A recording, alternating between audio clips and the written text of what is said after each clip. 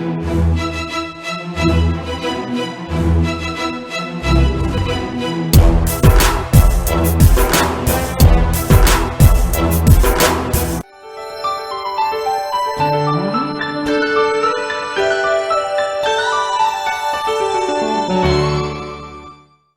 84 ਉੱਤੇ ਪ੍ਰੋਗਰਾਮ ਖਬਰ ਦੀ ਖਬਰ ਦੇਖ ਰਹੇ ਸਾਰੇ ਦਰਸ਼ਕਾਂ ਨੂੰ ਮੈਂ ਸਰਬਜੀਤ ਸਿੰਘ ਘਮਾਣ ਫਤਿਹ ਅੱਜ ਕਰਦਾ ਹਾਂ ਜੀ।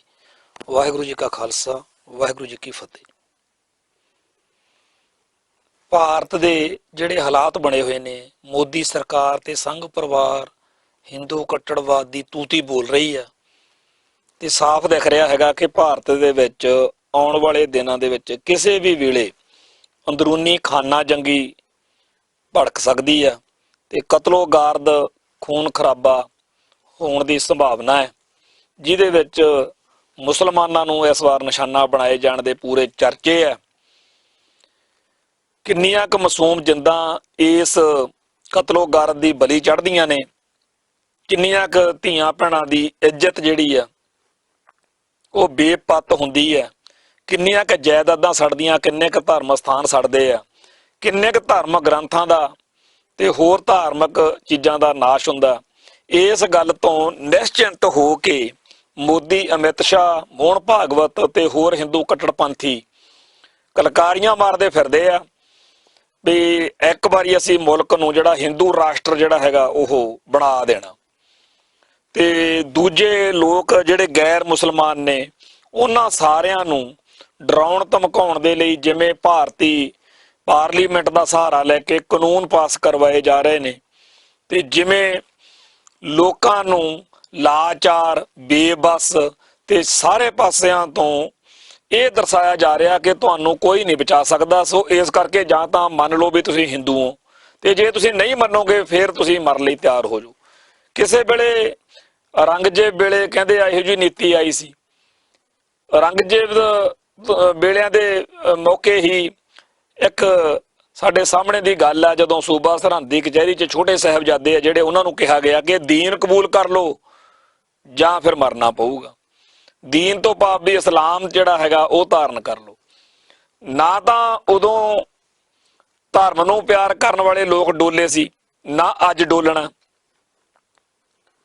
ਪਰ ਜਿਹੜਾ ਨਾ ਤਾਂ ਮੋਦੀ, ਨਾ ਔਰੰਗਜ਼ੇਬ ਜਿਉਂਦਾ ਰਿਹਾ, ਨਾ ਮੋਦੀ ਨੇ ਜਿਉਂਦੇ ਰਹਿਣਾ। ਪਰ ਜਿਹੜਾ ਮਨੁੱਖਤਾ ਦਾ ਘਾਣ ਹੁੰਦਾ ਉਹ ਜਿਹੜਾ ਉਸ ਦੌਰ ਦੇ ਵਿੱਚ ਫਿਰ ਚੰਗੇ ਲੋਕਾਂ ਲਈ ਬੜਾ ਔਖਾ ਹੋ ਜਾਂਦਾ ਚੁੱਪ ਰਹਿਣਾ।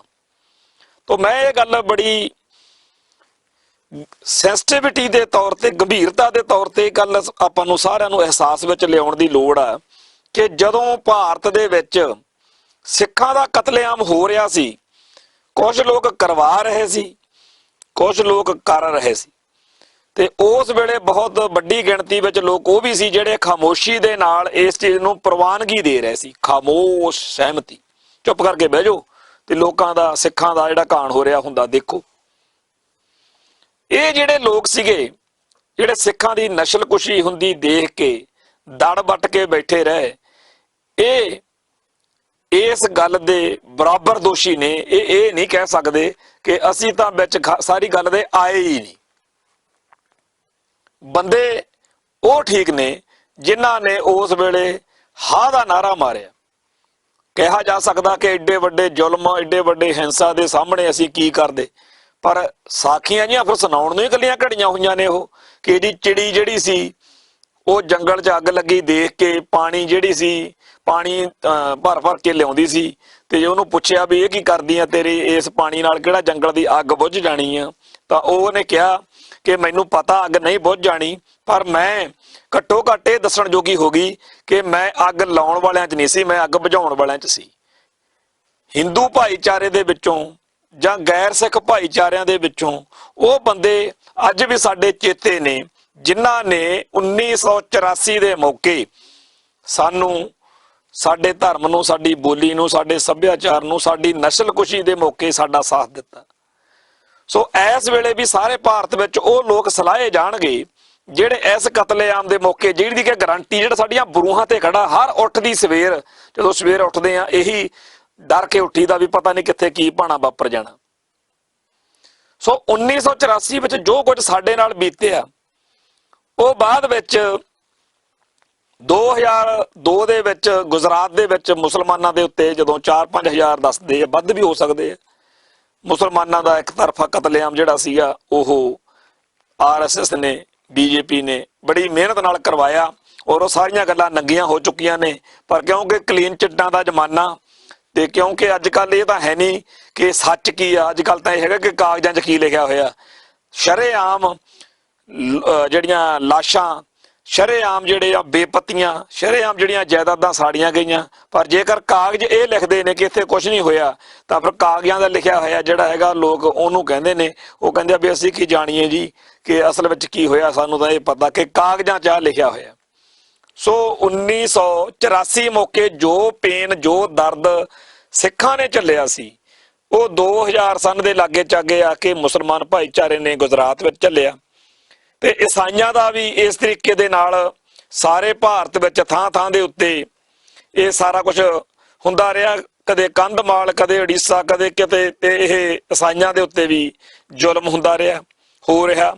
ਮਾਓਵਾਦੀ ਕਹਿ ਕੇ ਬਹੁਤ ਵੱਡੇ ਪੱਧਰ ਦੇ ਉੱਤੇ ਨਸਲਕੁਸ਼ੀ ਜਿਹੜੀ ਆ ਮਨੁੱਖਤਾ ਦੀ ਹੋ ਰਹੀ ਆ।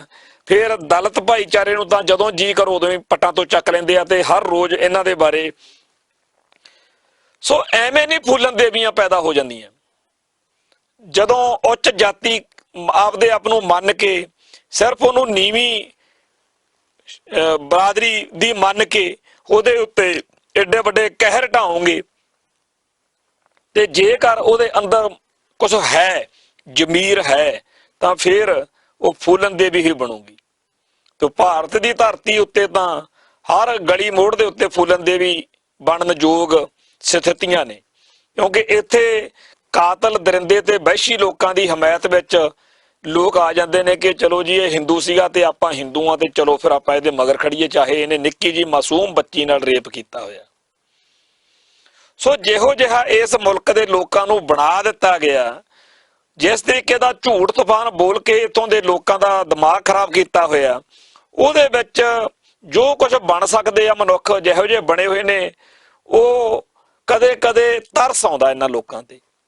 ਕਿਵੇਂ ਇਹ ਆਪਦੇ ਆਪ ਨੂੰ ਏਡੀਆਂ ਵੱਡੀਆਂ ਬਿਪਤਾਵਾਂ 'ਚ ਪਾ ਰਹੇ, ਇਹਨਾਂ ਨੂੰ ਪਤਾ ਹੀ ਨਹੀਂ ਹੈਗਾ ਕਿ ਅਸੀਂ ਇੱਕ ਨੇ ਚਾਮਲੇ ਹੋਏ ਨੇ ਉੱਥੇ ਲਿਖਤਾ ਸਾਊਦੀ ਅਰਬ ਦੇ ਵਿੱਚ ਸੋਸ਼ਲ ਮੀਡੀਆ ਦੇ ਉੱਤੇ ਫੋਟੋ ਪਾ ਕੇ ਲਿਖਤਾ ਵੀ ਅਸੀਂ ਜੀ ਰਾਮ ਮੰਦਿਰ ਬਣਾਵਾਂਗੇ ਮੱਕੇ ਨੂੰ ਮਤਲਬ ਜਿਹੜਾ ਮੁਸਲਮਾਨਾਂ ਦਾ, ਇਸਲਾਮ ਧਰਮ ਦਾ ਸਭ ਤੋਂ ਪਰਮ ਸਥਾਨ ਆ ਉਹਨਾਂ ਦਾ। ਅਗਲੇ ਝਾਕਣ ਦਿੰਦੇ ਆ, ਉੱਥੇ ਝਾਕਣ ਦਿੰਦੇ ਅਗਲੇ ਨੇ ਰਗੜਤਾ ਫੜ ਕੇ ਉੱਥੇ। ਹੁਣ ਉਹਦਾ ਸਿਰ ਕਲਮ ਹੁੰਦਾ ਹੈ ਜਾਂ ਉਹਦੇ ਫਾਹੇ ਲਾਉਂਦੇ ਆ ਜਾਂ ਕਿਵੇਂ ਉਹਦੇ ਨਾਲ ਨਿਬੇੜਾ ਕਰਦੇ ਆ, ਪਰ ਉਹਨੇ ਇਹ ਪੰਗਾ ਪਾ ਲਿਆ ਤੇ ਉਹਦੀ ਇਸ ਚੀਜ਼ ਦੇ ਲਈ ਉਹ ਖੁਦ ਜ਼ਿੰਮੇਵਾਰ ਨਹੀਂ ਹੈਗਾ। ਜਿਹੜੀ ਉਹਦੀ ਇਹ ਹਾਲਾਤ ਬਣੀ ਆ ਨਾ, ਉਹਦੇ ਲਈ ਇਹ ਕਹਿਣਾ ਕਿ ਜੀ ਉਹਨੇ ਇਉਂ ਕਿਉਂ ਲਿਖਿਆ, ਕਾਹਤੋਂ ਲਿਖਿਆ, ਇਹ ਭਾਰਤ ਦਾ ਇਹ ਮੀਡੀਆ, ਬ੍ਰਾਹਮਣਵਾਦੀ ਮੀਡੀਆ ਤੇ ਭਾਰਤੀ ਹਕੂਮਤੀ ਸਿਸਟਮ ਆ ਜਿਹੜਾ ਉਸ ਆਮ ਜੇ ਬੰਦੇ ਦੇ ਦਿਮਾਗ 'ਚ ਇੰਨੀ ਜ਼ਹਿਰ ਭਰ ਗਿਆ ਕਿ ਉਹਨੇ ਸਾਊਦੀ ਅਰਬ 'ਚ ਬੈਠੇ ਨੇ ਵੀ ਮੌਤ ਸਹੇੜ ਲਈ ਤੇ ਉਹ ਅੱਖਰ ਲਿਖ ਬੈਠਿਆ ਜਿਹਦੇ ਨਾਲ ਅੱਜ ਉਹਦੇ ਪ੍ਰਤੀ ਹਮਦਰਦੀ ਦਾ ਬੋਲ ਕੋਈ ਬੰਦਾ ਬੋਲਣ ਨੂੰ ਤਿਆਰ ਨਹੀਂ ਹੈ।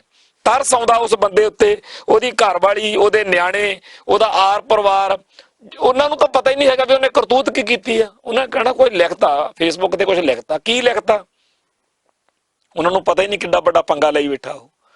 ਪਰ ਇਹ ਇਕੱਲੇ ਉਸ ਸਾਊਦੀ ਅਰਬ 'ਚ ਗਏ ਹੋਏ ਬੰਦੇ ਦੀ ਗੱਲ ਨਹੀਂ ਹੈਗੀ।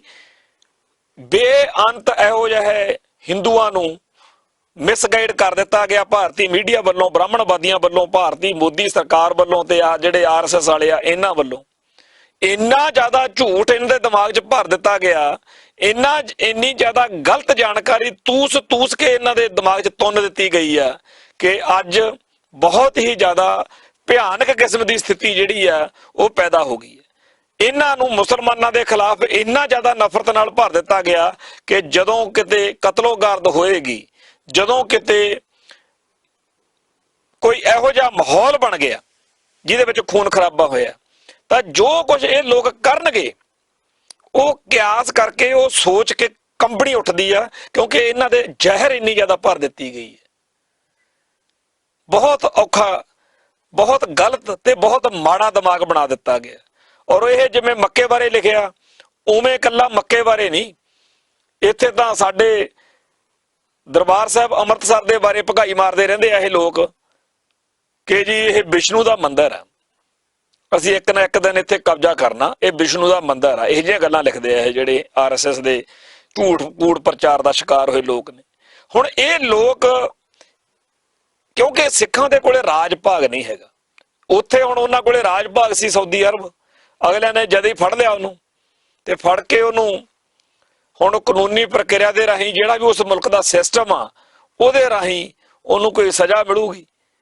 ਤੇ ਇਹੀ ਕੁਝ ਜਿਹੜੇ ਆਹ ਭਗਾਈ ਮਾਰਦੇ ਨੇ ਕਿ ਵਿਸ਼ਨੂੰ ਮੰਦਿਰ ਆ ਇਹ ਦਰਬਾਰ ਸਾਹਿਬ, ਉਹਨਾਂ ਨਾਲ ਹੋਵੇ ਜੇਕਰ ਸਿੱਖਾਂ ਦਾ ਖਾਲਿਸਤਾਨ ਹੋਵੇ। ਹੁਣ ਸਿੱਖਾਂ ਦੇ ਕੋਲੇ ਰਾਜ ਭਾਗ ਹੈ ਨਹੀਂ, ਤੇ ਜਦੋਂ ਰਾਜ ਭਾਗ ਨਾ ਹੋਣ, ਜਦੋਂ ਤਪ ਤੇਜ ਨਾ ਹੋਵੇ, ਜਦੋਂ ਸਿੱਖਾਂ ਦੇ ਕੋਲੇ ਤਾਕਤ ਨਾ ਹੋਵੇ, ਸਮਰੱਥਾ ਨਾ ਹੋਵੇ, ਸ਼ਕਤੀ ਨਾ ਹੋਵੇ, ਉਦੋਂ ਤਾਂ ਫਿਰ ਔਖਾ ਹੁੰਦਾ। ਉਦੋਂ ਫਿਰ ਗਲੀਆਂ ਦੇ ਕੱਖ ਵੀ ਮਜ਼ਾਕਾਂ ਕਰਦੇ ਹੁੰਦੇ। ਅੱਜ ਆ ਕੱਖ ਕਾਨੇ ਜੇ ਆ ਜਿਹੜੇ ਉੱਠ ਕੇ ਸਾਡੇ ਕਹਿੰਦੇ ਕਹਾਉਂਦੇ ਨਾਇਕਾਂ ਨੂੰ ਨਿਸ਼ਾਨਾ ਬਣਾ ਲੈਂਦੇ। ਸਾਡੇ ਪਾਵਨ ਇਸ਼ਟ ਸਾਹਿਬ ਸ੍ਰੀ ਗੁਰੂ ਗ੍ਰੰਥ ਸਾਹਿਬ ਜੀ ਦੇ ਬਾਰੇ ਅਪਸ਼ਬਦ ਬੋਲ ਜਾਂਦੇ ਆ, ਤੇ ਸਾਡੇ ਧਰਮ ਦੇ ਮਹਾਨਾਇਕ, ਸਾਡੇ ਯੋਧੇ, ਸਾਡੇ ਸ਼ਹੀਦ, ਇੱਥੋਂ ਤੱਕ ਕਿ ਗੁਰੂ ਪਾਤਸ਼ਾਹ ਦੇ ਖਿਲਾਫ ਵੀ ਬੋਲਣ ਲੱਗਿਆ, ਲਿਖਣ ਲੱਗਿਆ ਸੋਚਦੇ ਨਹੀਂ ਹੈਗੇ। ਸੋਸ਼ਲ ਮੀਡੀਆ ਦੇ ਉੱਤੇ ਜਿਹੜੇ ਹਿੰਦੂ ਕੱਟੜਪੰਥੀ ਇਸ ਤਰੀਕੇ ਨਾਲ ਸਿੱਖ ਜਜ਼ਬਾਤਾਂ ਦੀ ਹੇਠੀ ਕਰਦੇ ਆ, ਇਹ ਸਾਰੇ ਦੇ ਸਾਰੇ ਲੋਕ ਉਹਦੇ ਭਰਾ ਨੇ ਜਿਨੇ ਇਹ ਲਿਖਿਆ ਕਿ ਮੱਕੇ ਦੇ ਵਿੱਚ ਅਸੀਂ ਮੰਦਿਰ ਬਣਾਵਾਂਗੇ। ਇਹ ਜਿਹੜੀ ਬਿਰਤੀ ਆ, ਇਹ RSS ਜਿਨ੍ਹਾਂ ਲੋਕਾਂ ਦੇ ਦਿਮਾਗ 'ਚ ਪੈਦਾ ਕਰ ਰਹੀ ਆ, ਇਹ ਸਾਰੇ ਦੇ ਸਾਰੇ ਲੋਕ ਭਵਿੱਖ ਦੇ ਵਿੱਚ ਆਉਣ ਵਾਲੇ ਸਮੇਂ 'ਚ ਜਦੋਂ ਇਹਨਾਂ ਨੂੰ ਇਸ ਜ਼ਹਿਰ ਨੇ, ਇਸ ਨਫ਼ਰਤ ਨੇ ਜਦੋਂ ਕਿਤੇ ਨਿਕਲਣ ਦਾ ਮੌਕਾ ਮਿਲਿਆ ਨਾ, ਇਸ ਜ਼ਹਿਰ ਨੂੰ ਬਹੁਤ ਭਿਆਨਕ ਅਸੀਂ ਦੇਖਾਂਗੇ। ਇਹਨਾਂ ਨੇ ਇੰਨੇ ਗੰਦੇ, ਇੰਨੇ ਭੈੜੇ ਤੇ ਮਾੜੇ ਬਿਰਤੀਆਂ ਨਾਲ ਲੋਕ ਭਰ ਦਿੱਤੇ ਆ ਕਿ ਹੱਦ ਹੋਈ ਪਈ ਆ। ਇੱਥੋਂ ਤੱਕ ਕਿ ਜਿਹੜੀਆਂ ਹਕੂਮਤੀ ਮਸ਼ੀਨਰੀ ਦੀਆਂ, ਜਿਵੇਂ ਪੁਲਿਸ ਵਾ, ਖਾਕੀ ਵਰਦੀ ਹੈ, ਅਫਸਰਸ਼ਾਹੀ ਆ, ਉਹਦਾ ਵੀ ਮਾਈਂਡ ਪੋਲਿਊਟ ਕਰ ਦਿੱਤਾ। ਹਿੰਦੂਤਵ ਦੇ ਹੱਕ 'ਚ ਉਹਨਾਂ ਨੂੰ ਭੁਗਤਾਉਣ ਦੇ ਲਈ ਜਿਵੇਂ ਤਿਆਰ ਕੀਤਾ ਗਿਆ। ਪਿਛਲੇ 15-20 ਦਿਨ ਤੋਂ ਜਿਹੜਾ ਭਾਰਤ ਵਿੱਚ ਕਾਲੇ ਕਾਨੂੰਨਾਂ ਦੇ ਖਿਲਾਫ ਥਾਂ ਥਾਂ ਦੇ ਉੱਤੇ ਰੋਸ ਮੁਜ਼ਾਹਰੇ ਹੋ ਰਹੇ ਨੇ, ਜਿਸ ਤਰੀਕੇ ਦੇ ਨਾਲ ਉਸ ਮੌਕੇ ਖਾਕੀ ਵਰਦੀ ਪਹਿਨ ਕੇ ਪੁਲਿਸ ਵਾਲੇ ਜੋ ਜ਼ੁਲਮ ਕਰ ਰਹੇ ਨੇ, ਜਿਵੇਂ ਉਹ ਲੋਕਾਂ ਦੇ ਘਰਾਂ 'ਚ ਵੜ ਕੇ ਲੋਕਾਂ ਨੂੰ ਜਲੀਲ ਕਰ ਰਹੇ ਨੇ, ਜਿਵੇਂ ਆਪ ਗੱਡੀਆਂ ਨੂੰ ਅੱਗਾਂ ਲਾ ਰਹੇ ਨੇ, ਆਪ ਪ੍ਰਾਪਰਟੀਆਂ ਦਾ ਨੁਕਸਾਨ ਕਰ ਰਹੇ ਨੇ, ਆਪ ਉਹ ਲੋਕਾਂ ਦੇ ਚੀਜ਼ਾਂ ਦੀ ਰਾਖੀ ਕਰਨ ਦੀ ਥਾਂ ਉਹਨੂੰ ਸਾੜ ਫੂਕ ਕਰ ਰਹੇ ਨੇ, ਤਾਂ ਕਿ ਇੱਕ ਤਾਂ ਇਹ ਬਦਨਾਮ ਹੋਵੇ ਜਿਹੜੀ ਐਜੀਟੇਸ਼ਨ ਆ ਵੀ ਮੁਸਲਮਾਨ ਜਿਹੜੇ ਨੇ ਜਾਂ ਜਿਹੜੇ ਲੋਕ ਇਹਨਾਂ ਕਾਲੇ ਕਾਨੂੰਨਾਂ ਦਾ ਵਿਰੋਧ ਕਰਦੇ ਨੇ ਉਹ ਬੜੇ ਮਾੜੇ ਨੇ। ਦੂਜੇ ਪਾਸੇ ਨਾਲ ਦੀ ਨਾਲ ਆਮ ਲੋਕਾਂ ਦੇ ਦਿਮਾਗ ਦੇ ਵਿੱਚ ਇਹ ਗੱਲ ਜਾਵੇ ਕਿ ਏਡੇ ਵੱਡੇ ਹਿੰਸਕ ਲੋਕਾਂ ਨੂੰ ਕਾਬੂ ਕਰਨ ਲਈ ਫੌਜ ਨੂੰ ਜਾਂ ਪੁਲਿਸ ਨੂੰ ਜੋ ਕਰਨਾ ਪਿਆ ਫਿਰ ਠੀਕ ਹੀ ਕੀਤਾ।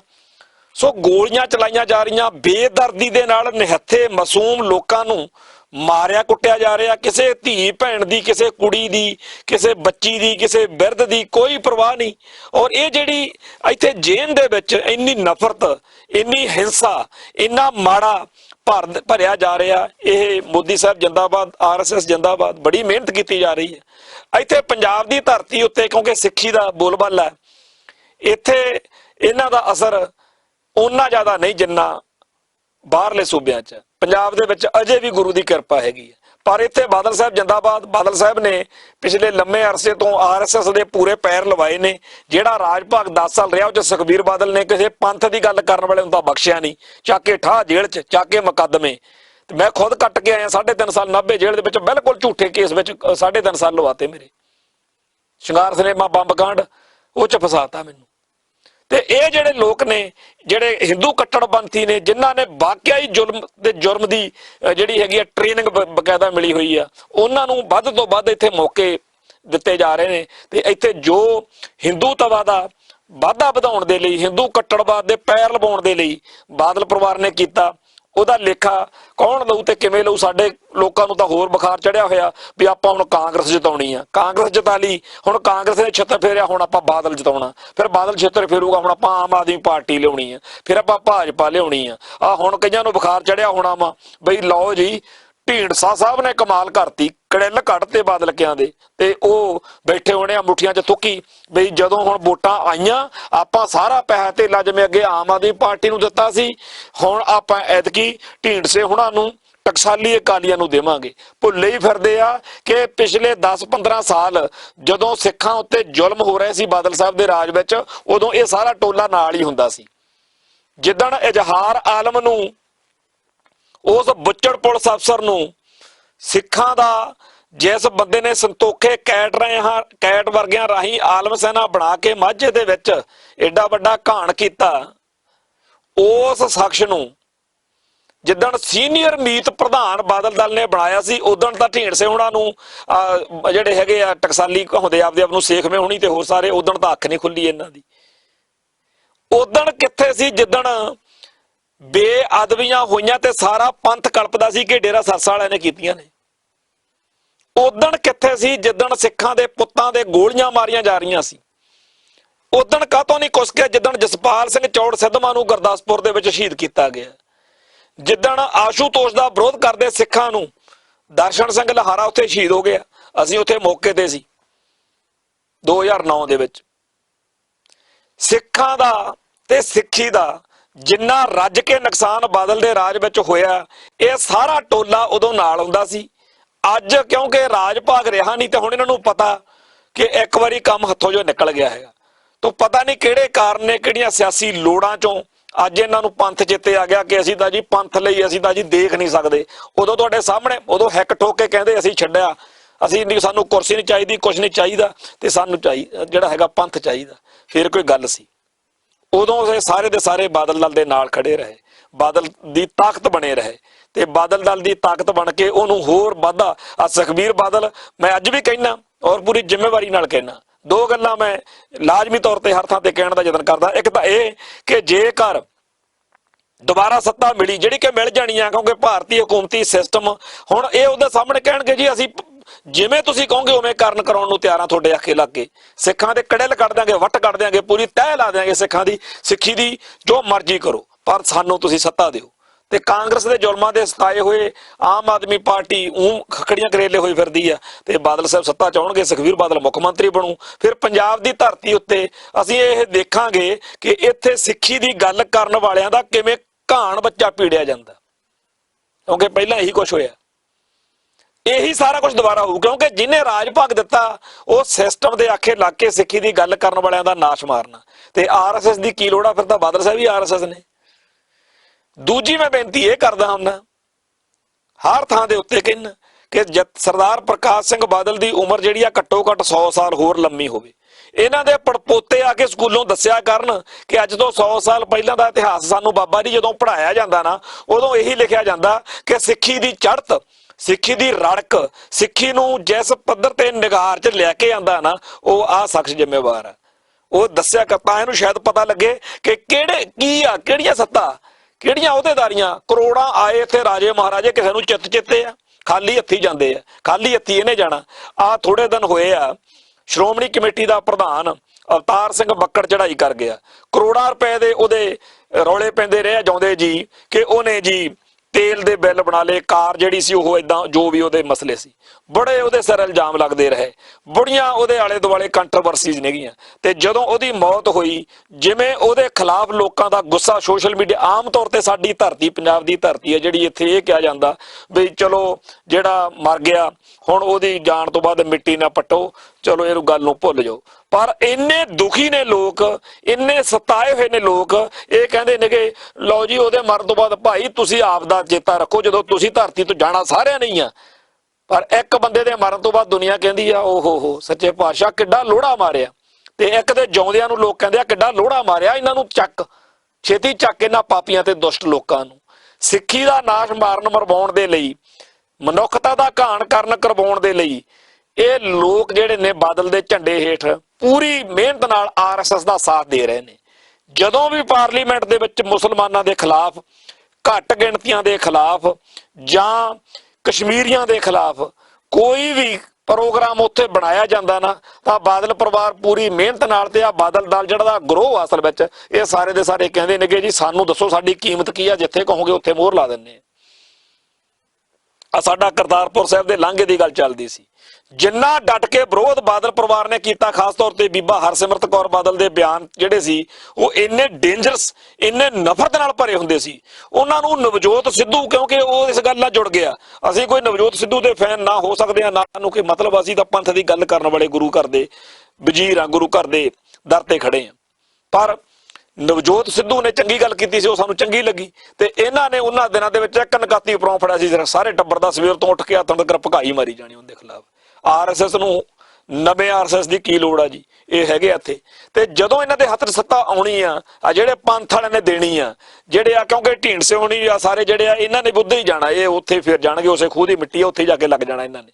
ਇਹ ਨਮਕ ਦੀ ਖਾਣ 'ਚ ਨਮਕ ਬਣ ਚੁੱਕੇ ਲੋਕ ਨੇ, ਇਹਨਾਂ ਤੋਂ ਕੋਈ ਆਸ ਨਾ ਰੱਖਿਓ। ਪਿਛਲੇ 40-50 ਸਾਲ ਦੇ ਵਿੱਚ ਇਹਨਾਂ ਲੋਕਾਂ ਨੇ ਹਰ ਉਹ ਹਰਕਤ ਹੋਣ ਦਿੱਤੀ ਆ, ਬਾਦਲ ਸਾਹਿਬ ਦੇ ਮੋਢੇ ਨਾਲ ਮੋਢਾ ਜੋੜ ਕੇ ਖੜੇ ਆ। ਇਹ ਉਹੀ ਨੇ ਜਿਨ੍ਹਾਂ ਨੇ ਅਕਾਲੀ ਦਲ, ਜਦੋਂ ਬਾਦਲ ਨੇ ਉੱਥੇ 1995 ਦੇ ਵਿੱਚ ਮੋਗੇ ਕਾਨਫਰੰਸ ਦੇ ਮੌਕੇ ਇਹ ਐਲਾਨ ਕੀਤਾ ਸੀਗਾ ਕਿ ਹੁਣ ਇੱਥੇ ਪੰਜਾਬ ਦੇ ਇਸ ਵਿੱਚ ਇਹ ਗੈਰ ਸਿੱਖ ਵੀ ਭਰਤੀ ਹੋ ਸਕਦੇ ਆ, ਤੇ ਬਾਦਲ ਦਲ ਦੇ ਵਿੱਚ ਗੈਰ ਸਿੱਖਾਂ ਦੀ ਭਰਤੀ ਹੁੰਦੀ ਰਹੀ। ਇਜ਼ਹਾਰ ਆਲਮ ਮਰ ਗਿਆ ਨੂੰ ਤੇ ਜਦੋਂ ਸੈਣੀ ਨੂੰ ਡੀਜੀਪੀ ਲਾਇਆ ਸੀ ਉਦੋਂ ਕਾਹਦਾ ਨਹੀਂ ਗੁੱਸਾ ਆਇਆ ਇਹਨਾਂ ਨੂੰ। ਸੋ ਇਹ ਆਰਐਸਐਸ ਦਾ ਇੱਕ ਸੁਧਰਿਆ ਹੋਇਆ ਰੂਪ ਹੀ ਆ ਇਹ ਸਾਰਾ, ਜਿਹੜਾ ਨੀਲੀਆਂ ਕਾਲੀਆਂ ਪੱਗਾਂ ਵਾਲਿਆਂ ਦਾ ਵਾ। ਚੇਤੇ ਕਰੋ ਕਿਵੇਂ ਬਰਗਾੜੀ ਮੋਰਚੇ ਮੌਕੇ ਉੱਤੇ ਪਿਛਲੇ ਸਾਲ ਡਾਂਗਾ ਲੈ ਕੇ, ਹਾਕੀਆਂ ਲੈ ਕੇ ਉੱਥੇ ਸਿੱਖ ਸੰਗਤਾਂ ਦਾ ਕਟਾਪਾ ਚਾੜਨ ਪਹੁੰਚੇ ਹੋਏ ਸੀ। ਸੋ ਆਰਐਸਐਸ ਨੇ ਜਿਹੜਾ ਏਜੰਡਾ ਸਾਰੇ ਭਾਰਤ 'ਚ ਲਾਗੂ ਕੀਤਾ, ਉਹਨੂੰ ਪੂਰਾ ਸਿਰੇ ਚੜਾਉਣ ਦਾ ਯਤਨ, ਪੂਰੀ ਮਿਹਨਤ ਜਿਹੜੀ ਆ ਬਾਦਲ ਪਰਿਵਾਰ ਦੀ ਨਾਲ ਆ। ਹੁਣ ਸਾਰੇ ਭਾਰਤ ਦੇ ਵਿੱਚ ਬਾਕੀ ਥਾਵਾਂ ਦੇ ਉੱਤੇ ਤਾਂ ਉਹਨਾਂ ਨੂੰ ਕੋਈ ਬਾਹਲਾ ਜ਼ਿਆਦਾ ਹੈ ਨਹੀਂਗਾ, ਪਰ ਫਿਰ ਵੀ ਹਰ ਥਾਂ ਦੇ ਉੱਤੇ ਬੀਜ ਨਾਸ਼ ਨਹੀਂ ਹੋਇਆ ਹੁੰਦਾ। ਮੈਂ ਇਹ ਗੱਲ ਕਹਿਣੀ ਚਾਹੁੰਦਾ ਕਿ ਅਸੀਂ ਪੰਜਾਬ ਦੀ ਧਰਤੀ ਉੱਤੇ ਫਿਰ ਵੀ ਇੰਨਾ ਕੁ ਕਹਿਣ ਜੋਗੇ ਹੈਗੇ ਆ ਕਿ ਅਸੀਂ ਜ਼ਿੰਮੇਵਾਰੀ ਨਿਭਾਵਾਂਗੇ। ਇੱਥੇ ਜਦੋਂ ਕਸ਼ਮੀਰੀਆਂ ਦੇ ਖਿਲਾਫ ਮਾਹੌਲ ਬਣਿਆ ਉਦੋਂ ਵੀ ਫਰਜ਼ ਨਿਭਾਇਆ ਸੀ। ਹੁਣ ਵੀ ਸਾਰੇ ਪੰਜਾਬ ਦੇ ਵਿੱਚ ਜੇਕਰ ਕਿਸੇ ਘੱਟ ਗਿਣਤੀ ਉੱਤੇ ਹਿੰਦੂ ਕੱਟੜਪੰਥੀਆਂ ਵੱਲੋਂ ਕੋਈ ਨਫ਼ਰਤ ਭਰਿਆ ਹਮਲਾ ਹੋਏਗਾ ਤਾਂ ਪੰਜਾਬ ਦੀ ਧਰਤੀ ਆਪਦੇ ਫਰਜ਼ ਨਿਭਾਉਣੇ ਜਾਣਦੀ ਆ। ਇੱਥੋਂ ਦੇ ਸਿੱਖ ਬੱਚਿਆਂ ਨੂੰ, ਸਿੱਖ ਨੌਜਵਾਨੀ ਨੂੰ ਆਪਦੇ ਜ਼ਿੰਮੇਵਾਰੀ ਦਾ ਅਹਿਸਾਸ ਆ।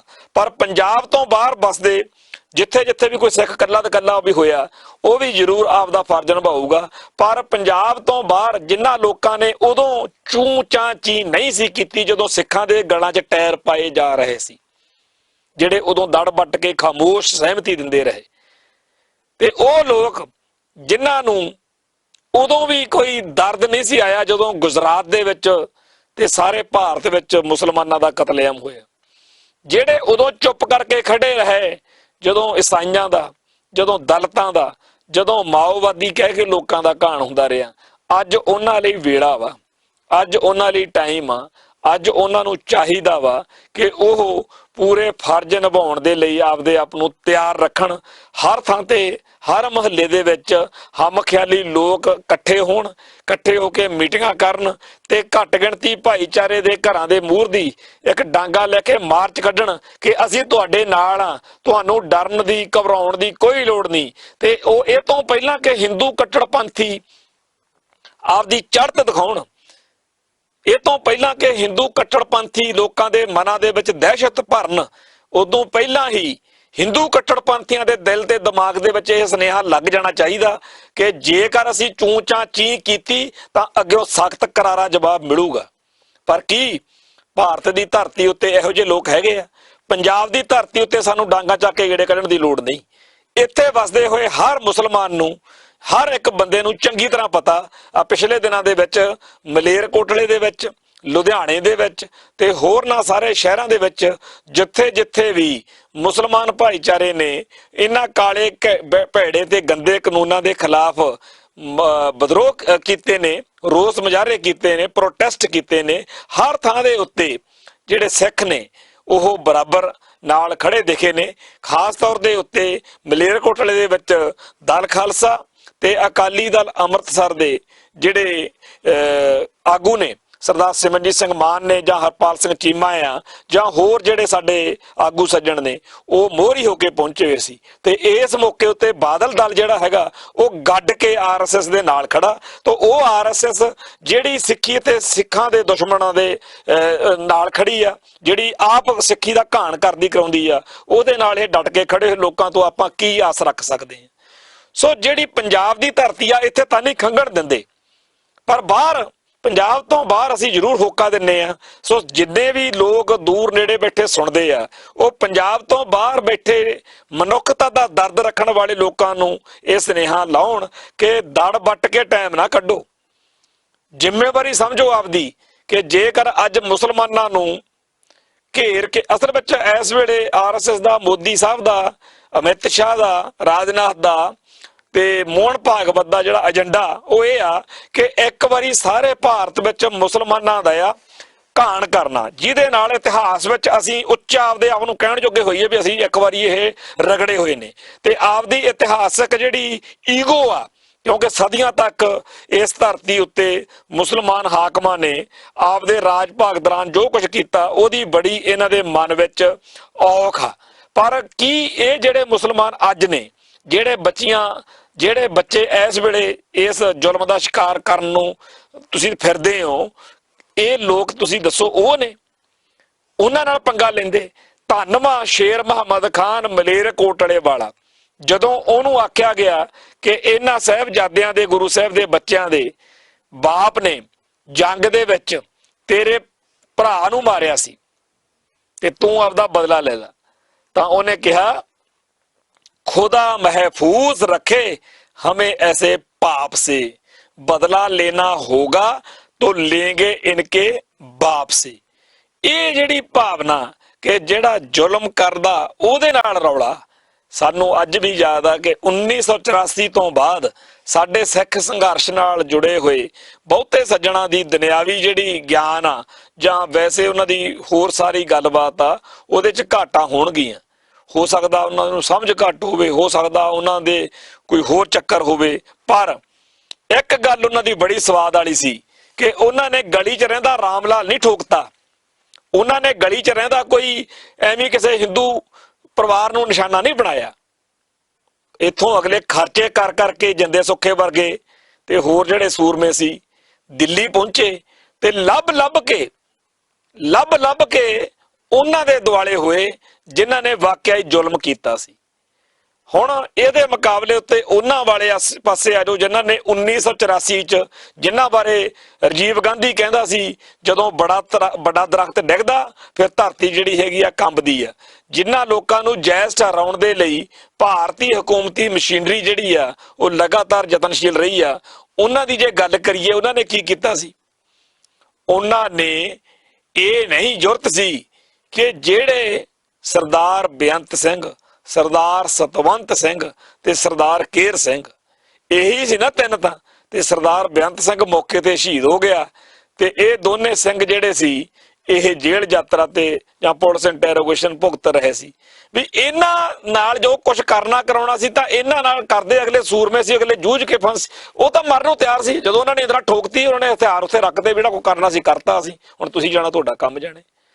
ਸੋ ਕਿੱਥੇ ਉਹ ਸੂਰਮਿਆਂ ਦੀ ਮਾਨਸਿਕਤਾ ਤੇ ਕਿੱਥੇ ਇਹਨਾਂ ਗੀਦੀਆਂ ਦੀ ਮਾਨਸਿਕਤਾ ਜਿਨ੍ਹਾਂ ਨੇ ਗਲੀ ਗਵਾਂਢ ਵਿੱਚ ਰਹਿੰਦੇ, ਜਿਨ੍ਹਾਂ ਦੇ ਨਾਲ ਖੇਡਦੇ ਰਹੇ, ਜਿਨ੍ਹਾਂ ਨਾਲ ਮਤਲਬ ਮੋਹ ਮੁਹੱਬਤਾਂ ਦੇ ਸੌਦੇ ਬਣੇ ਹੁੰਦੇ ਆ, ਲੋਕਾਂ ਦੇ ਨੇੜ ਬਣੇ ਹੁੰਦੇ ਨੇ, ਉਹਨਾਂ ਨੂੰ ਮਾਰਿਆ ਤੇ ਮਰਵਾਇਆ। ਸੋ ਜਿਹੜਾ ਉਸ ਮੌਕੇ ਜ਼ੁਲਮ ਹੋਇਆ, ਉਸ ਜ਼ੁਲਮ ਨੂੰ ਦੁਹਰਾਉਣ ਦਾ ਇੱਕ ਨਵਾਂ ਰਾਹ ਜਿਹੜਾ ਹੈਗਾ ਉਹ ਇਸ ਮੌਕੇ ਖੋਲ੍ਹਿਆ ਜਾ ਰਿਹਾ ਕਿ ਭਾਰਤ ਦੇ ਵਿੱਚ ਕਾਲੇ ਕਾਨੂੰਨਾਂ ਦਾ ਵਿਰੋਧ ਕਰ ਰਹੇ ਇਹਨਾਂ ਲੋਕਾਂ ਨੂੰ ਪਹਿਲਾਂ ਤਾਂ ਉਕਸਾਓ। ਦਿਨੋਂ ਦਿਨ ਅਸੀਂ ਦੇਖ ਰਹੇ ਹਾਂ, ਔਰ ਜਿਹੜੇ ਦਾਨਸ਼ਵਰ ਤੇ ਸਿਆਣੇ ਲੋਕ ਨੇ ਉਹ ਦੁਹਾਈਆਂ ਦੇ ਰਹੇ ਨੇ ਕਿ ਇਹ ਜਿਹੜੀ ਹਿੰਸਾ ਹੋ ਰਹੀ ਹੈ ਨਾ, ਇਹ ਸਾਰੀ ਦੀ ਸਾਰੀ ਹਿੰਸਾ ਜਿਹੜੀ ਹੈ ਇਹ ਖਾਕੀ ਵਰਦੀ ਵਾਲੇ ਉਹ ਲੋਕ ਕਰ ਰਹੇ ਨੇ ਜਿਨ੍ਹਾਂ ਬਾਰੇ ਸ਼ੰਕਾ ਆ ਕਿ ਇਹ ਲੋਕ ਵੀ ਪੁਲਿਸ ਨਹੀਂ ਹੈਗੇ, ਇਹ ਪੁਲਿਸ ਵਾਲੇ ਨਹੀਂ ਹੈਗੇ। ਇਹ ਲੋਕ ਤਾਂ ਅਸਲ ਵਿੱਚ ਜਿਹੜੇ ਨੇ RSS ਦੇ ਤੇ ਹਿੰਦੂ ਕੱਟੜਪੰਥੀ ਜਥੇਬੰਦੀਆਂ ਦੇ ਉਹ ਬੰਦੇ ਨੇ ਜਿਨ੍ਹਾਂ ਨੇ ਪੁਲਿਸ ਵਾਲਿਆਂ ਦੀ ਵਰਦੀ ਪਾਈ ਹੋਈ ਆ ਤੇ ਇਹਨਾਂ ਨੂੰ ਡਿਊਟੀ ਦਿੱਤੀ ਹੋਈ ਆ ਕਿ ਤੁਸੀਂ ਪਹਿਲਾਂ ਮੁਸਲਮਾਨਾਂ ਦੇ ਬਾਰੇ ਇਹ ਭਰਮ ਫੈਲਾਓ ਕਿ ਇਹਨਾਂ ਨੇ ਬਹੁਤ ਵੱਡੇ ਹਿੰਸਕ ਵਿਦਰੋਹ ਕਰਤੇ ਸੀ, ਤੋ ਜਿਹਦੇ ਲਈ ਇਹਨਾਂ ਨੂੰ ਕਾਬੂ ਕਰਨ ਦੇ ਲਈ ਵੀ ਪਹਿਲੋਂ ਇਹਨਾਂ ਨੇ ਆਹ ਕੁਝ ਕੀਤਾ ਤਾਂ ਕੁਝ ਹੋਇਆ। ਸੋ ਆਉਣ ਵਾਲੇ ਦਿਨਾਂ ਦੇ ਵਿੱਚ ਕੀ ਅੱਜ ਜਦੋਂ ਅਸੀਂ ਇਹ ਪ੍ਰੋਗਰਾਮ ਤੁਹਾਡੇ ਸਾਹਮਣੇ ਪੇਸ਼ ਕਰ ਰਹੇ ਹਾਂ, ਐਸੇ ਵੇਲੇ ਵੀ ਨਹੀਂ ਪਤਾ ਕਿ ਕਿੱਥੋਂ ਇਹੋ ਜਿਹਾ ਭਾਣਾ ਵਾਪਰ ਜੇ ਤੇ ਸਾਰੇ ਮੁਲਕ ਦੇ ਵਿੱਚ ਪੂਰੀ ਦੀ ਪੂਰੀ ਜਿਹੜੀ ਹੈਗੀ ਆ ਮਨੁੱਖਤਾ ਉਹ ਧੂ ਕਰਕੇ ਇੱਥੇ ਅੱਗਾਂ ਨਫ਼ਰਤ ਹਿੰਸਾ ਦਾ ਮਾਹੌਲ ਜਿਹੜਾ ਹੈਗਾ ਉਹ ਦਿਖ ਰਿਹਾ ਹੈਗਾ। ਬਹੁਤ ਹੀ ਜ਼ਿਆਦਾ ਭਿਆਨਕ ਸਥਿਤੀ ਹੈ।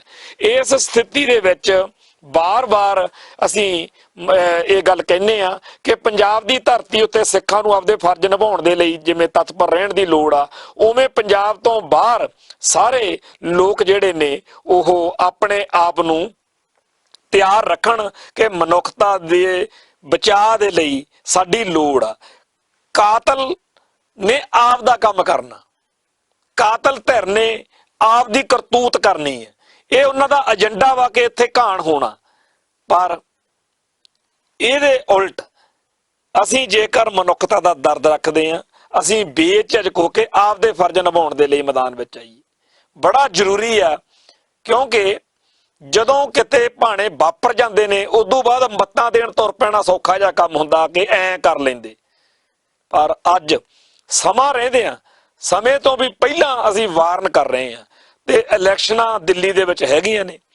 ਦਿੱਲੀ ਦੀਆਂ ਇਲੈਕਸ਼ਨਾਂ ਜਿੱਤਣ ਦੇ ਲਈ ਮੋਦੀ ਸਰਕਾਰ ਤੇ ਦਿੱਲੀ ਦੀ ਪੁਲਿਸ ਤੇ RSS ਤੇ ਸਾਰੇ ਹਿੰਦੂ ਕੱਟੜਪੰਥੀ ਕੋਈ ਵੀ ਕਿਸੇ ਵੀ ਕਿਸਮ ਦਾ ਘਿਨਾਉਣਾ ਤੇ ਘਟੀਆ ਕਦਮ ਚੱਕ ਸਕਦੇ ਆ।